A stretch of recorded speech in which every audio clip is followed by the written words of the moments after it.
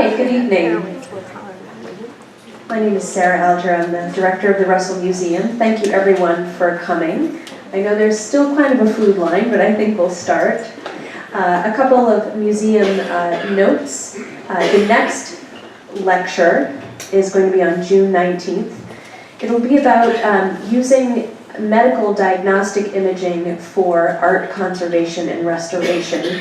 It'll be a panel discussion with one of our radiologists here who takes a particular interest in that, joined by people from the NFA, the State House, and the Isabella Stewart Gardner Museum. So that should prove really interesting.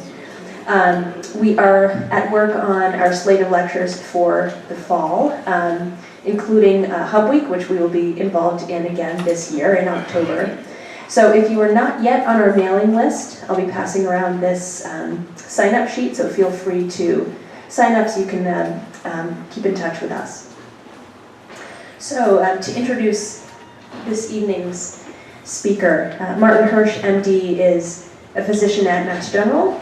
He's a professor of medicine at Harvard Medical School, and for 15 years he's been editor-in-chief of the Journal of Infectious Diseases. And for over 50 years he's been involved in virology research and training. If you know anything about the history of HIV/AIDS research, then you probably know his name already. Since 1981, the major focus of his lab and clinical research has been on HIV. He helped conduct landmark clinical antiretroviral combination trials that have helped revolutionize the treatment of HIV infections. He was the first national chair of what is now known as the NIH AIDS Clinical Trials Group. For over 2 decades, he directed HIV activities here at Mass General and the Harvard AIDS Clinical Trials Unit. He was the principal investigator of the NIH-sponsored Harvard Multidisciplinary AIDS Training Grant, and he has trained numerous fellows who have gone on to become leaders in HIV research and infectious diseases. And with that, let's welcome Dr. Hirsch.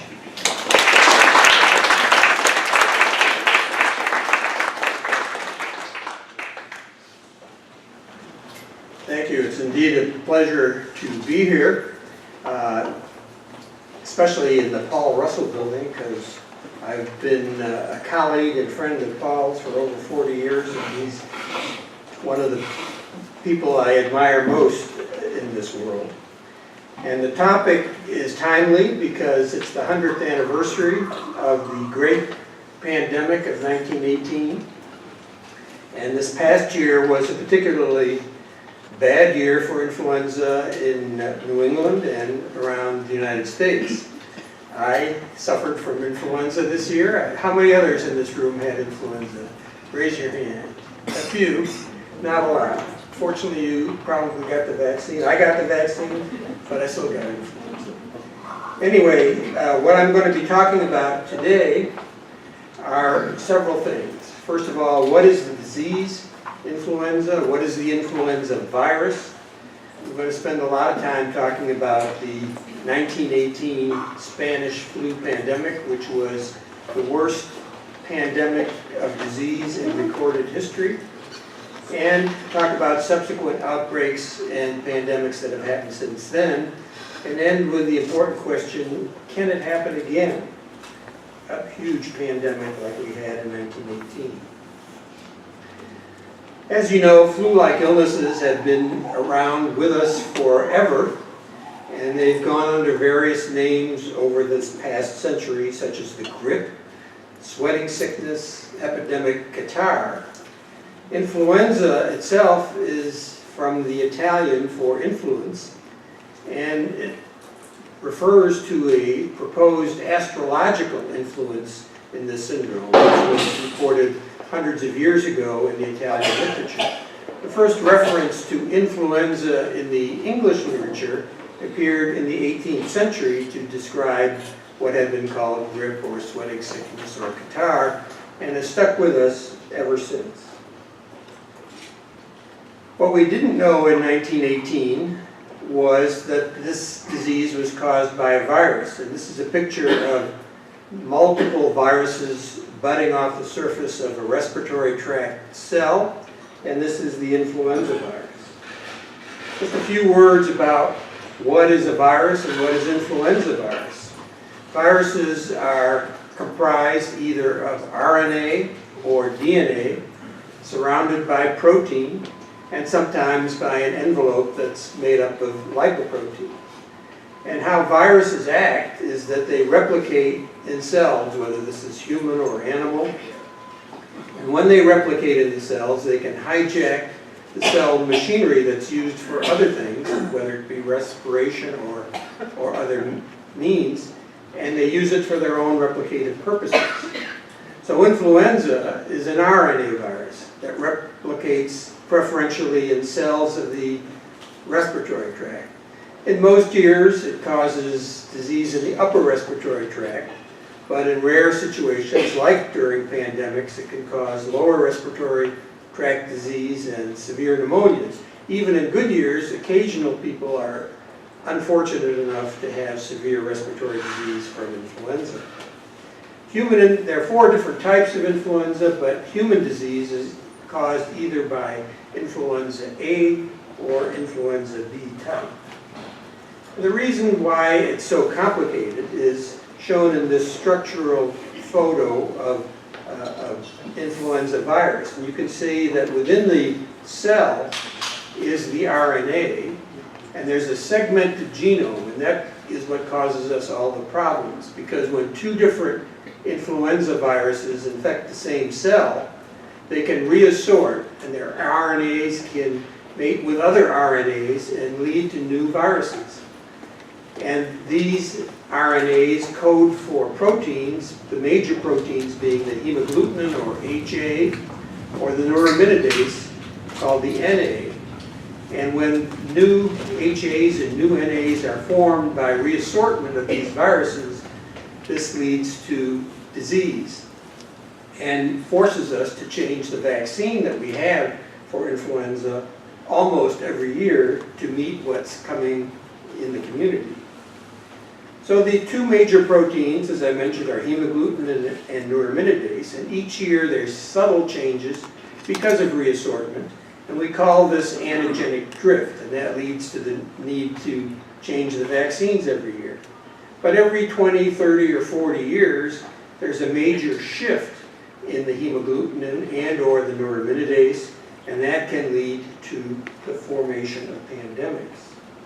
So every year we have what's called seasonal influenza. This year, as I mentioned, was a particularly bad year, but it can range from anywhere from 16,000 to over 200,000 hospitalizations a year in the United States, most of these in older population over the age of 65. It can lead to anywhere from 19 to 36,000 deaths a year in the United States, again primarily in the elderly population. And over 90% of deaths from influenza, from seasonal influenza, are in the over 65 age group. So as I mentioned, every once in a while, we get an antigenic shift. And the reason we get these antigenic shifts is that there are major changes in the virus. And usually this results from infection of intermediary hosts like the pig. The pig is unusual in that its cells have receptors both for non-human viruses, like the bird viruses, as well as for human viruses. So when a bird virus and a human virus infect the pig, they can reassort and lead to major changes in the hemagglutinin or neuraminidase, and this can then subsequently infect humans who are naive to this particular strain of the virus. On rare occasions, the bird viruses themselves can infect humans, and what we think currently is that is what has happened in the 1918 pandemic. And when a pandemic occurs, there's this emergence of these novel influenza viruses, and they not only have new antigens on their surface, new proteins, but they are also capable of sustained and efficient transmission from human to human. And this can lead to a near simultaneous global outbreak with elevated rates of illness and death. So let's talk about the 1918 influenza pandemic. I remember it well. Even Paul Russell, who's now in his 90s, doesn't remember the 1918 pandemic. This was a song that people little children sang during the influenza pandemic. I had a little bird, its name was Enza. I opened the window at influenza. This was a skipping rhyme. But influenza pandemic of 1918 was no laughing matter. And as you can see, in spite of deaths from influenza in the United States in the 20th century, that this was the major cause of infectious disease mortality that we've ever seen in recorded history in the United States or the rest of the world. And it's estimated that this flu, and I'll get into why it's called the Spanish flu a little later, killed over 20 million people. Some estimate 50, some 100 million people worldwide, and over 500,000 in the United States. And these are all pictures from the influenza pandemic of 1918, which actually lasted for a couple of years and didn't really disappear until around 1920. The virus is estimated to have infected up to 1 billion people, which at that time was half of the world's population, and led to the commandeering of many places as makeshift hospitals, not only the hospitals we already had. There were many unusual features of the 1918 pandemic. It came in different waves. We now know about 3 successive waves that occurred. It had an unexpectedly high mortality and is believed to have killed over 5% of the world's population. The mortality was much lower in the first wave, but it increased in waves 2 and 3, but we don't quite know the reasons for this yet. And it was particularly bad in the young, previously healthy, in contrast to the elderly population that's primarily affected by seasonal influenza. It caused severe bronchopneumonias and a bluish tinge to the skin, which is called cyanosis, can lead to poor oxygenation and death very quickly.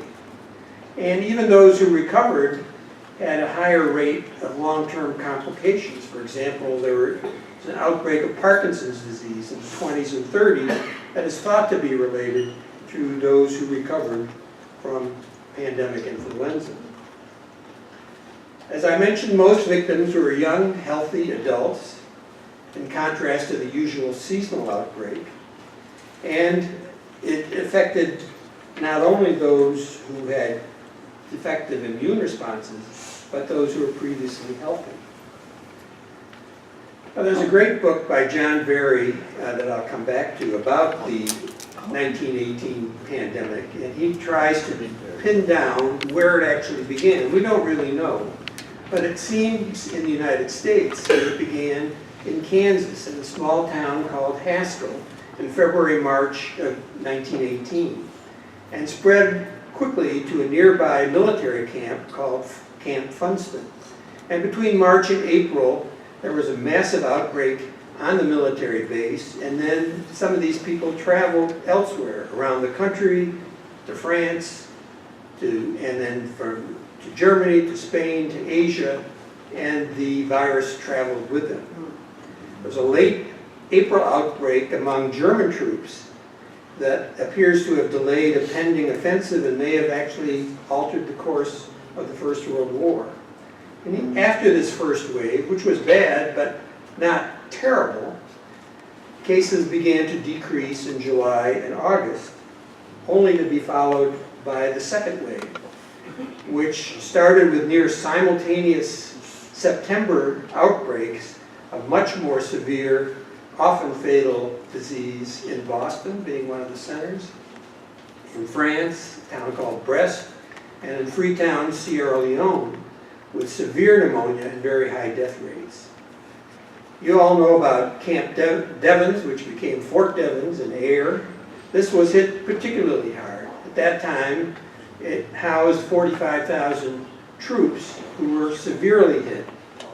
And diaries from that time show that some days there were over 1,500 new cases of influenza seen during the peak season, and over 300 cases of severe pneumonia on some days, requiring them to increase the physician staff at Camp Devens from 25 to 250 in order to deal with all the cases that they saw. Here's a picture from a newspaper at that time showing that the mortality going up in 1918 and 19 in various different cities across the world, New York, London, Paris, are all shown on this particular slide. Here's another scene from Massachusetts, this one in Lawrence, where a makeshift hospital was set up in its open field because the hospitals around town could not deal with all the people who were suffering from influenza and had to be hospitalized. As I mentioned, the symptoms and signs include a blue tint of the skin, what's called cyanosis, that can often lead to fatal deoxygenation of the blood and death very rapidly. It also was associated with coughing up of blood because of severe pneumonia. And here's a comment from John Barry's book, The Great Influenza, of a diary of one doctor who was in Massachusetts at Camp Devens. And here's his diary from one day. They rapidly developed the most vicious type of pneumonia that has ever been seen. 2 hours after admission, they have mahogany spots over their cheekbones, and a few hours later, you begin to see cyanosis extending from their ears and spreading all over their face, until it is hard to distinguish the colored men from the white. It is only a few hours then until death comes. It is horrible. We've been averaging about 100 deaths per day. Goodbye, old pal. God be with you till we meet again. I can only imagine what it would be like taking care of patients like that. This shows how the disease spread the second wave from Boston across the country over a period of a couple of weeks, starting around mid-September and ending in early October, when the disease spread very rapidly, as you can see. What we know now was that this was due to an Influenza A virus. We didn't know it at the time, and it's subsequently been called H1N1 because it was the first hemagglutinin and the first neuraminidase that were defined. We don't know the exact geographic origin of the virus in the second wave, and whether it was different from that in the first wave or the third wave also remains uncertain. But we do know that the spread of disease was facilitated by increased travel, such as these trolleys here, made possible by our improved transportation systems, and also was spread by military travel. And the close troop quarters and massive troop movements of World War I accelerated the pandemic, greatly increasing transmission worldwide. In addition, crowding and poor nutrition and the stresses of combat among the military, including chemical attacks that occurred during World War I, may have increased the susceptibility of soldiers to severe disease. Now, I mentioned it's been called the Spanish flu, and that's really not correct. It was no worse in Spain than anywhere else. But because Spain was neutral during the First World War, there were no restrictions on the press. Both the Allies and the German powers put great restrictions on reporting about influenza because they obviously didn't want the other side to know about some problem that they had. But when the virus moved from France into Spain in November of 1918, there was no restrictions on the press there, and so they widely reported an overwhelming number of cases in Spain, and hence the name Spanish flu. Some say it may have helped the balance of power in the war towards the Allies because the second wave hit the Central Powers, Germany and their allies, before it hit England, France, and the United States. And the mortality rates in Germany and Austria were considerably higher than those in Britain and France. Now, we had previous experience dealing with tuberculosis, and so we knew that spread could be by the respiratory route, and there was a great public health effort to try to prevent spread with signs like spit spreads death, and here prevent disease, careless spitting, coughing, sneezing spread influenza and tuberculosis. These signs were all over our major metropolitan areas, as well as this: keep your bedrooms open, prevent influenza, pneumonia, and tuberculosis.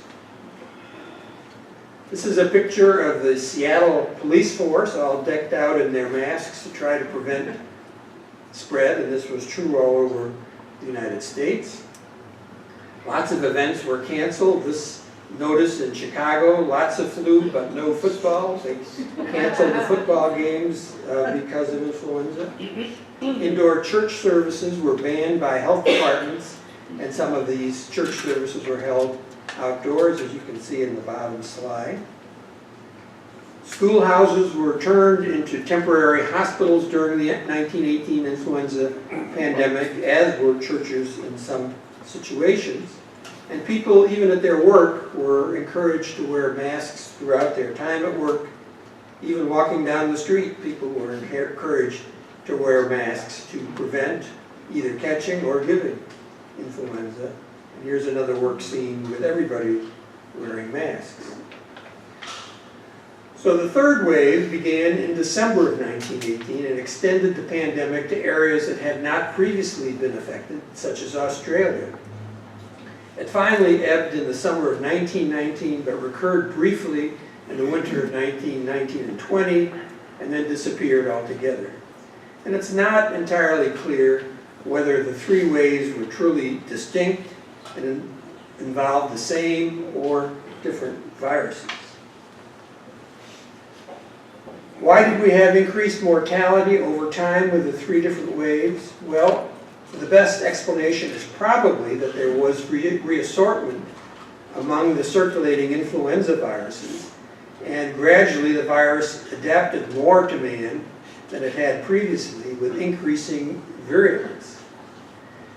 The deaths were associated either with influenza pneumonia itself or by secondary bacterial pneumonias. And we know now, we didn't know then, that the major causes were staph, strep, and pneumococci, and that's still true today. If you develop a severe influenza, because it affects the respiratory tract and the immune system, it opens the door to other secondary bacterial pneumonias.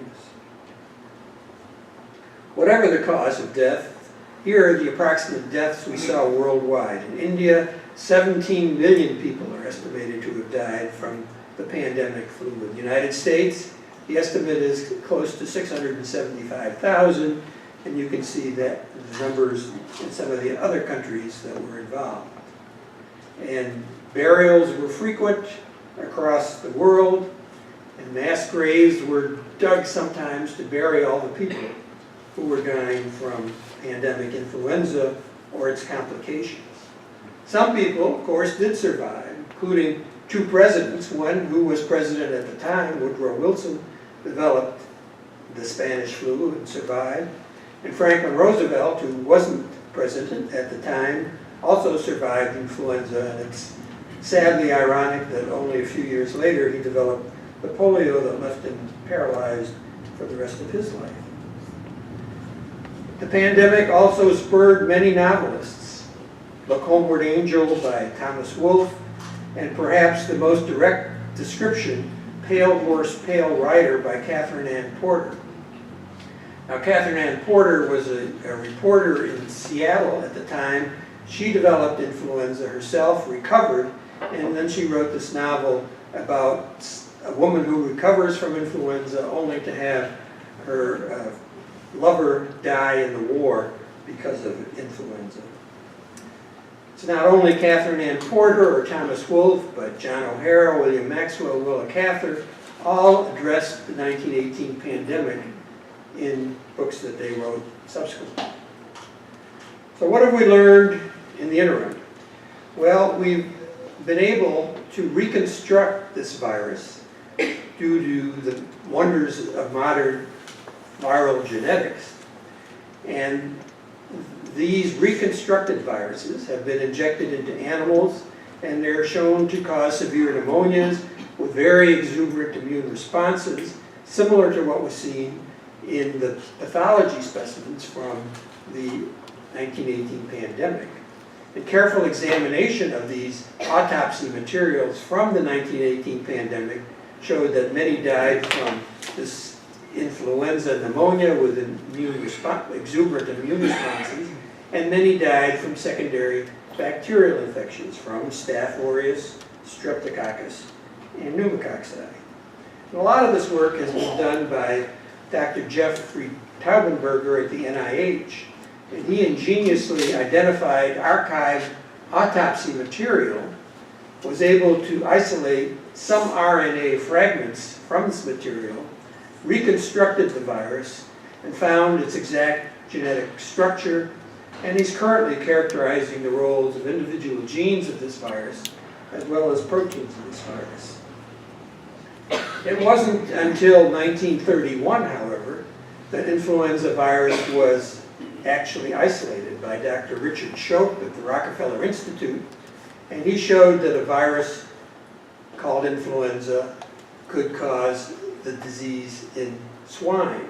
Shope, incidentally, had 3 sons, all who became virologists as well. One, Robert Shope at Yale, also became very well known. Sir Christopher Andrews, he wasn't Sir Christopher when he got this, but he discovered the human influenza virus in 1933. I had the good fortune of having dinner with him once in the 1960s when I was spent a year in England. He was a wonderful fellow, and he was knighted for his work on influenza, identifying the human influenza virus for the first time. So in 1918, we had this massive pandemic. In the 100 years since then, we've had 4 additional pandemics, and some of you remember the previous ones: 1957, 1968, the Hong Kong pandemic, 1977, called the Russian pandemic, and 2009, the most recent one, which has been called the novel virus or the swine virus. This started, for reasons we don't quite understand, in Mexico. And when 2 young children came down with influenza in San Diego, California, this alerted the CDC and also authorities in Canada.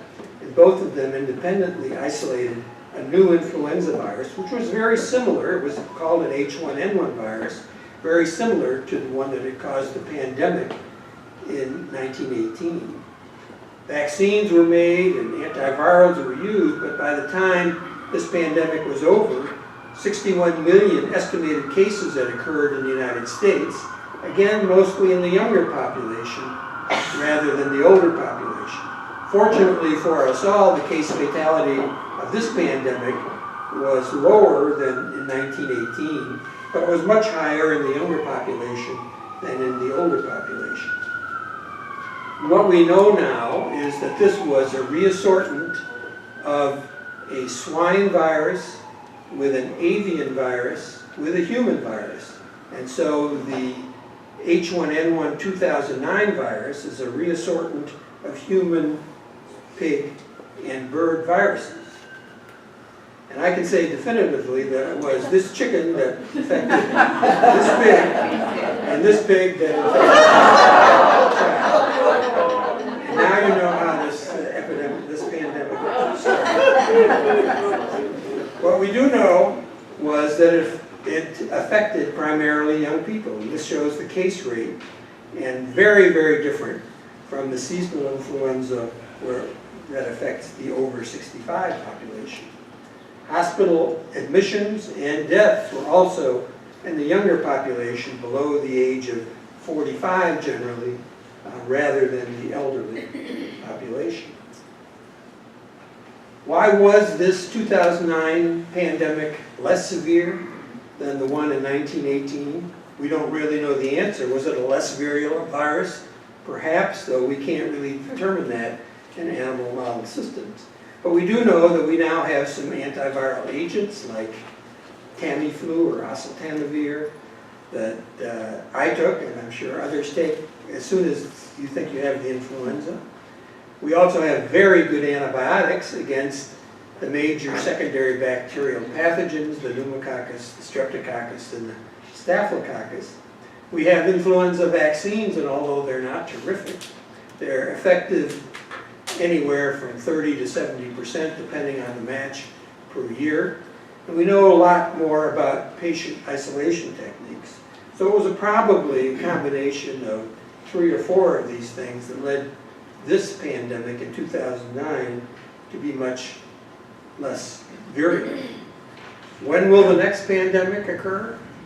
Nobody has any idea. I think one wise scientist said the only thing predictable about influenza is its unpredictability.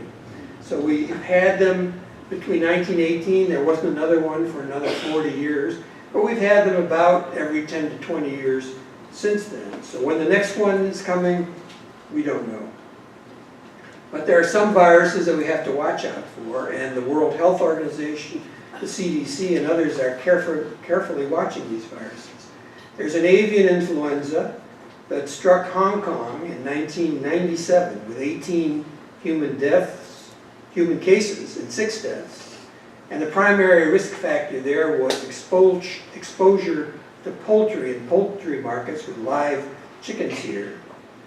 And this led the Chinese government to kill 1.5 million chickens and ducks, which reduced the spread of the virus, but didn't eliminate the virus altogether, and it's still present in aquatic birds. Moreover, there have been over 860 human cases now of this H5N1 avian influenza that started in Hong Kong. And these have been seen in Asia, Europe, North Africa, not yet in North America. And it has a very high case fatality ratio of 53%, but has not yet, fortunately, shown sustained human-to-human transmission. Egypt, Indonesia, Vietnam, these are the countries that have been hit hardest, and it's still present in wild birds and continuing to evolve. It still remains susceptible to Tamiflu, and vaccines have been developed against H5N1 virus as well. And this shows the distribution of this in wild birds. And you can see it's plentiful in Asia, less so in Africa, and a little bit in Europe.